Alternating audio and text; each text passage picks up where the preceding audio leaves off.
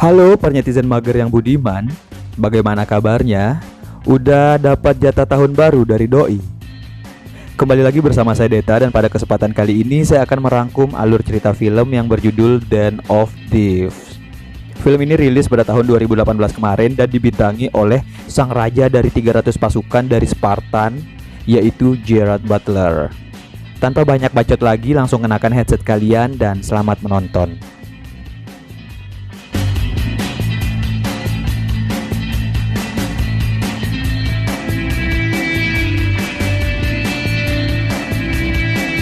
Scene diawali ketika sekelompok perampok bersenjata lengkap melakukan aksinya dengan membajak sebuah truk lapis baja milik kepolisian di wilayah Los Angeles.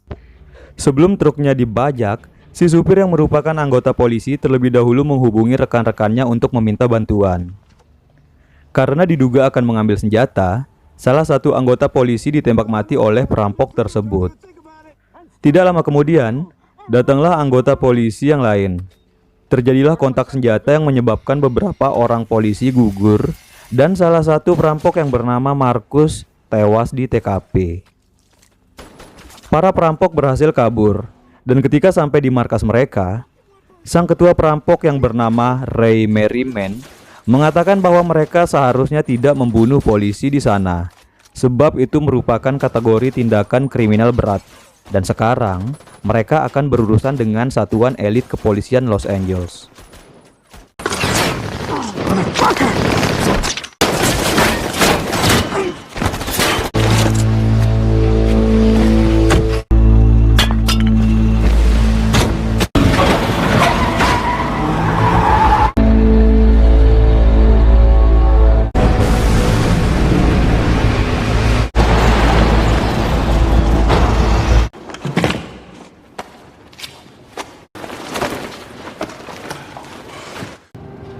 Cop killers now. Gotta get this patched up. Keesokan harinya, satuan elit kepolisian yang dipimpin oleh Inspektur Nick melakukan pemeriksaan di TKP. Setelah menganalisa petunjuk yang ada, Nick menyimpulkan bahwa para perampok ini bukanlah orang-orang sembarangan. Dari kejauhan, ternyata ada salah satu dari perampok yang bernama Bosco sedang mengamati mereka. 4 dead, 6 on the way to the hospital. Dealing with a different animal here, boys. Knew the route. Picked it because it was next to municipal. Bosco melaporkan hasil pengamatannya kepada Ray. Ketika melihat foto dari Bosco, Ray mengenali sosok Nick karena reputasinya sebagai komandan satuan elit kepolisian. You recognize him? That's the cop who blasted him. Runs major crime. Remember Endo? Filipino dude the cops killed? Yeah. Di kantor, Nick dan timnya sedang berdiskusi untuk menyelidiki kasus ini. Dari petunjuk yang berhasil dikumpulkan, mereka menduga adanya keterlibatan Ray Merriman sebagai dalang. Untuk mencari informasi lebih, Nick akan meminta keterangan kepada Donnie yang bekerja sebagai bartender di sebuah klub. Kenapa harus Donnie? Karena Donnie pernah terlihat sedang bersama dengan Ray. What about Merriman? Tailing that Wilson kid? Yeah. And when he was hanging out with Barry, let's pay him a visit. Hofbrau. Ziggy's Hofbrau. Malam pun tiba. Nick menemui Donnie yang sedang bekerja dan mengobrol sedikit dengannya. Ketika selesai bekerja, Donnie memasuki mobilnya untuk pulang. Dan tiba-tiba muncul Nick yang langsung menghajarnya sampai pingsan. Last place I think they'd be. Yeah, this day spot. You know, cheap liquor.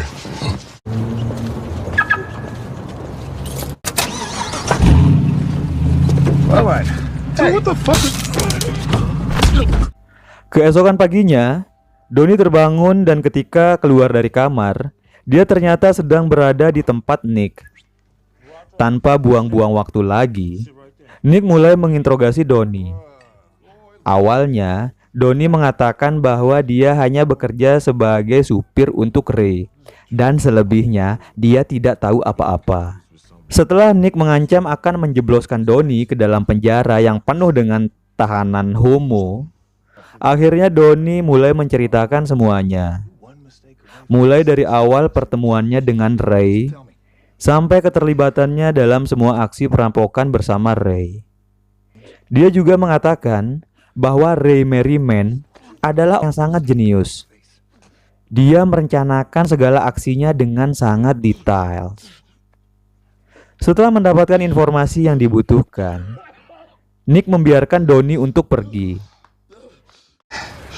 Fuck! Oh! Alright, they keep me in the dark for shit like this. They ask me to drive, so that's what I do. That's it. Ketika dalam perjalanan pulang, dia menerima telepon dari Ray yang menyuruhnya untuk pergi ke sebuah tempat besok pagi tepat pukul 8.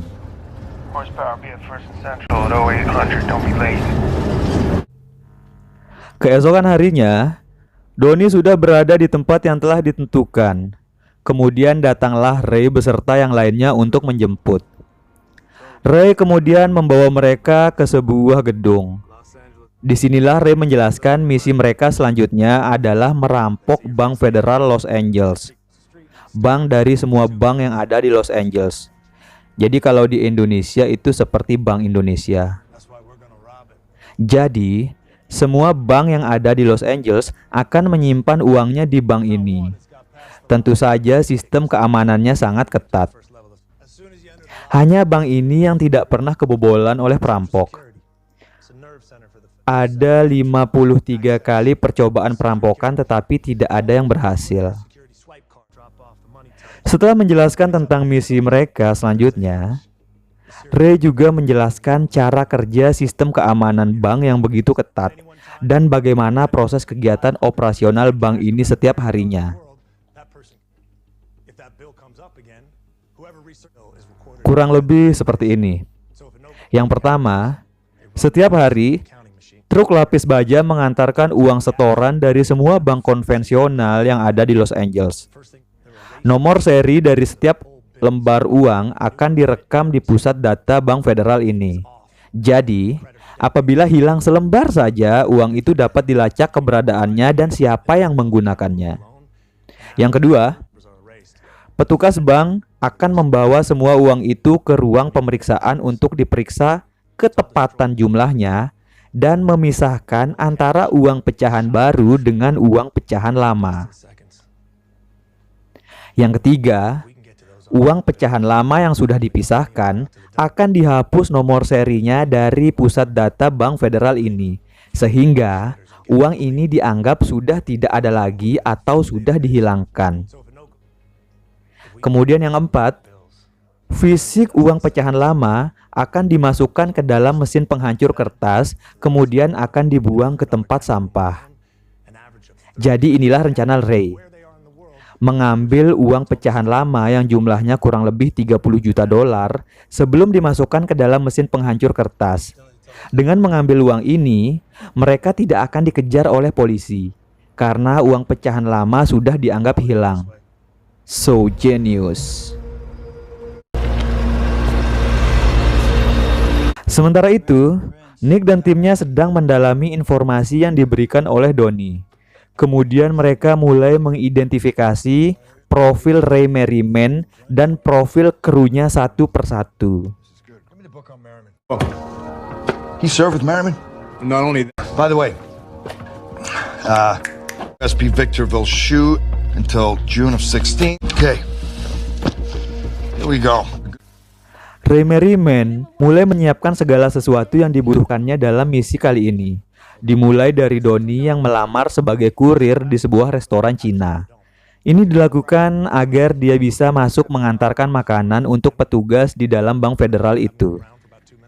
Kemudian, Ray juga menyiapkan semua peralatan yang akan mereka gunakan. So they're unaffected by the brownout. Great.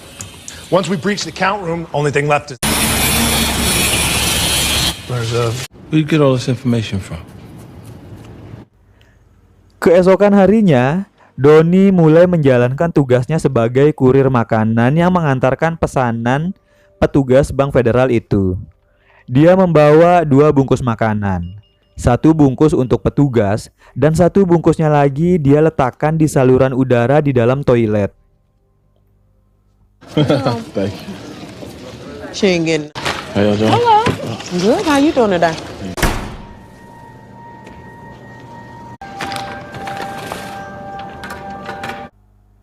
Ray Merriman dan semua krunya sedang makan malam di sebuah restoran. Tidak lama berselang, datanglah Nick beserta timnya di restoran yang sama. Nick mendatangi meja Ray dan mengajak Donnie untuk mengobrol. Karena merasa terganggu, Ray meminta Nick untuk pergi dari mejanya.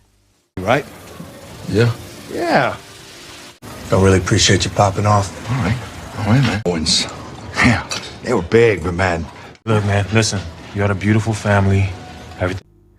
Sepulang dari restoran itu, Ray kemudian menginterogasi Donnie karena menganggapnya sebagai seorang polisi yang menyamar.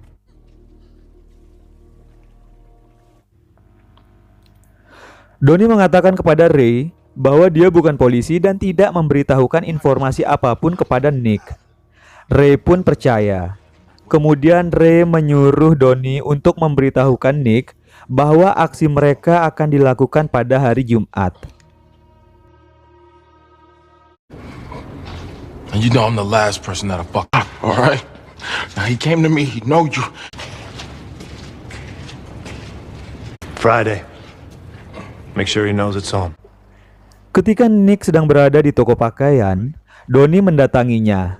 Dia memberitahukan pada Nick bahwa Ray akan beraksi pada hari Jumat, tapi dia tidak tahu tempatnya di mana. Sebelum pergi, Donnie juga memperingati Nick untuk memakai rompi anti peluru. Nick akhirnya mendapatkan info mengenai tempat Ray akan beraksi, yaitu di Bank Pico Rivera. Dia segera memberitahukan timnya yang lain. Copy that, boss. See you at 0800. Tell the crew. Pico Rivera Savings, Montebello Town Center. Tibalah hari yang ditentukan. Ray maupun Nick sama-sama mempersiapkan diri dan peralatan mereka masing-masing. Tack up, brother.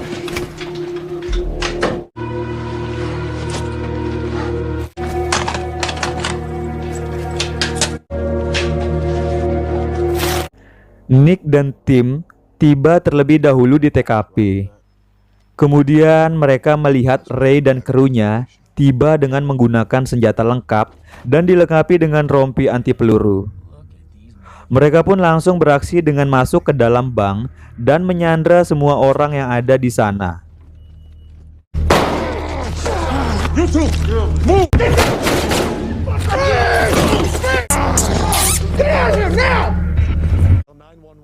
Ray menyuruh manajer bank untuk menelpon 911 dan melaporkan bahwa dia sedang disandra. Para perampok meminta uang 10 juta dolar dan disediakan helikopter dengan bahan bakar yang penuh dalam waktu 1 jam ke depan. Jika tidak, maka Sandra akan ditembak satu persatu. Kemudian Ray menyuruh sang manajer bank untuk membuka berangkas.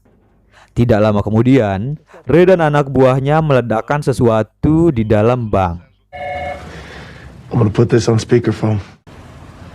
Okay, sit down. Reach it.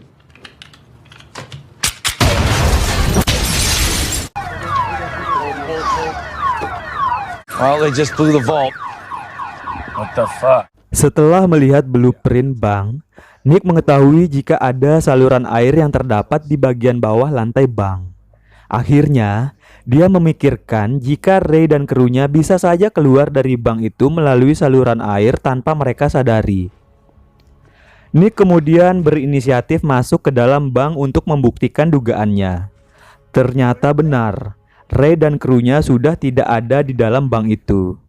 Mereka keluar dari bank melalui saluran air yang ada di bagian bawah lantai bank dengan cara meledakkan lantai menggunakan bom yang mereka rakit sendiri.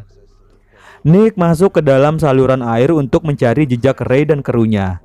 Ternyata, saluran air itu mengarah ke bagian belakang bank. Akhirnya, dia tahu kalau Ray sudah keluar dari bank melalui saluran itu.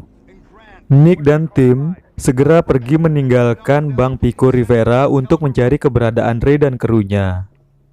Dia meminta bantuan kantor pusat untuk melacak keberadaan mereka. Hey, this is Al with Alameda again. Sementara itu, Ray dan krunya sudah berada di Federal Bank Los Angeles dengan menyamar sebagai karyawan perusahaan Alameda, sebuah perusahaan yang bertugas untuk mengangkut dan menyetorkan uang dari bank konvensional di Los Angeles ke Bank Federal. Ray menyetorkan uang yang mereka rampok dari Bank Pico Rivera ke Bank Federal. Setelah berhasil masuk ke dalam Bank Federal, Ray membawa uang itu ke ruang pemeriksaan dan menunggu di sana sampai proses pemeriksaan uang selesai.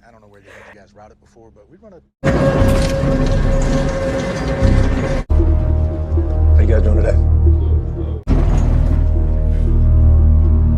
Dia kemudian menyuruh salah satu krunya yang bernama Bosco untuk mematikan panel listrik. Setelah listrik mati, Donnie yang bersembunyi di dalam kotak uang pun keluar dari dalam kotak untuk mengambil semua uang pecahan lama yang sudah dihapus nomor serinya dari pusat data Bank Federal. Jumlah uang itu kurang lebih 30 juta dolar. Donnie segera memasukkan semua uang itu ke dalam plastik, kemudian membuangnya ke dalam kotak sampah. Dia hanya punya waktu beberapa menit saja untuk melakukannya. Dan ketika listrik sudah kembali menyala, dia harus segera keluar dari ruangan itu.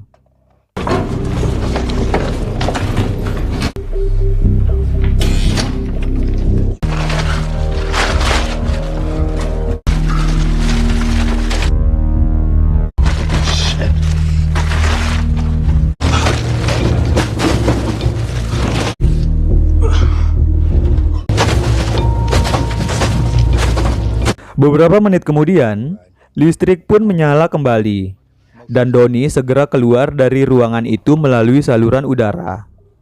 Petugas Bank Federal melakukan pemeriksaan fisik terhadap ketepatan jumlah uang yang disetor oleh Ray, dan hasilnya pun sesuai dengan pusat data Bank Federal. Kemudian Ray pun diperbolehkan pergi.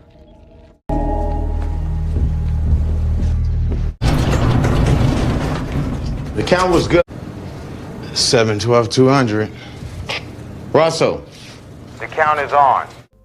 Setelah berhasil keluar dari ruang pemeriksaan uang melalui saluran udara yang terhubung ke toilet, Donnie pun menyamar kembali menjadi kurir yang mengantar makanan ke salah seorang petugas bank.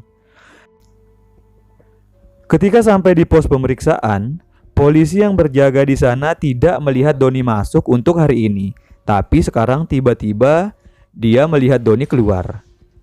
Polisi itu pun memeriksa buku daftar pengunjung untuk hari ini dan tidak ada nama Donnie di sana. Untung saja dia tetap membiarkan Donnie pergi. Yeah, man, I don't have you signed in. What's your name? Well, man, I signed my name with... Go on, get out of here. Thank you.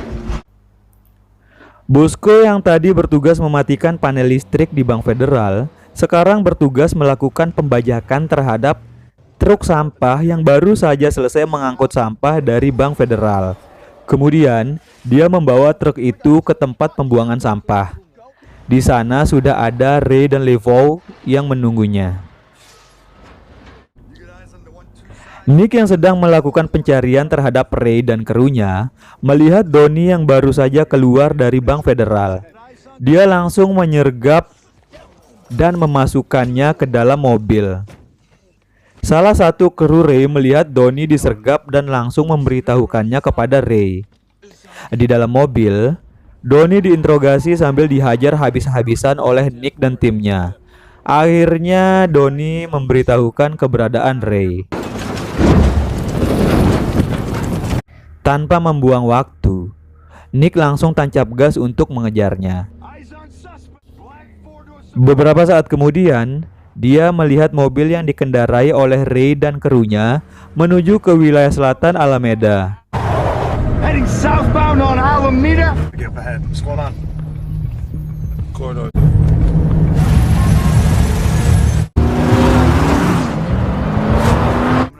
Di sana, mereka terjebak kemacetan lalu lintas yang sangat parah. Shit.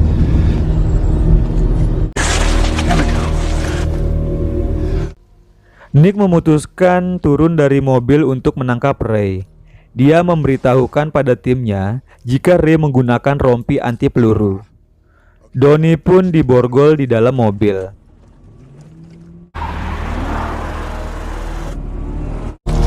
Be advised, suspects wearing body armor. Center mass shots, limb and headshots only. Copy that.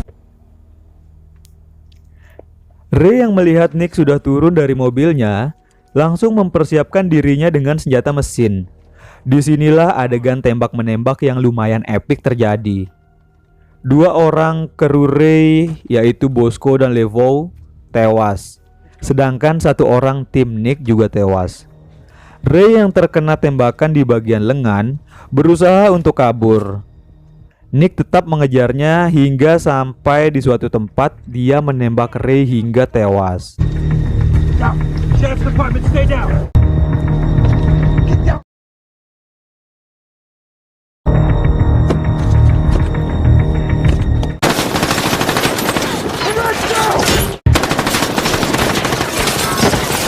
Gus, Murph, you two go across and cut him off.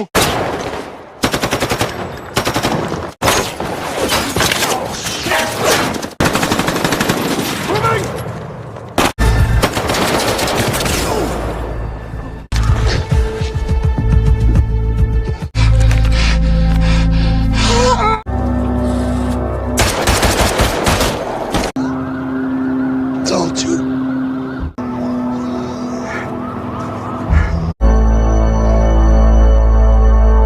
Nick kemudian kembali ke mobilnya. Ternyata Donnie sudah kabur dengan cara melepaskan borgol. Lalu Nick memeriksa mobil Ray. Di sana, dia hanya mendapatkan plastik yang berisi sampah. Nick memutuskan kembali ke kantor. Sambil melihat foto Donnie, Nick memikirkan sesuatu.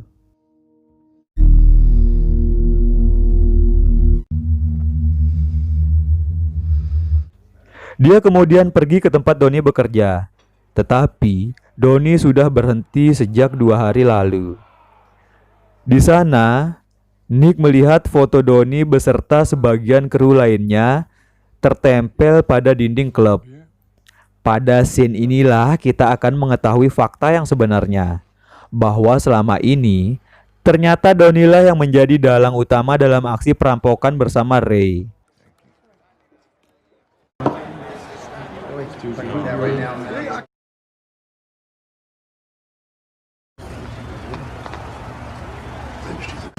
Can you actually count? Walking Fraulein. Dan sekarang dia sedang berada di London dan tetap bekerja di sebuah klub sebagai bartender. Kemungkinan besar Donnie akan melanjutkan aksi perampokannya di tempat lain. Kemudian film pun selesai. Kita tunggu saja kelanjutannya ya, semoga ada sih. That's fine.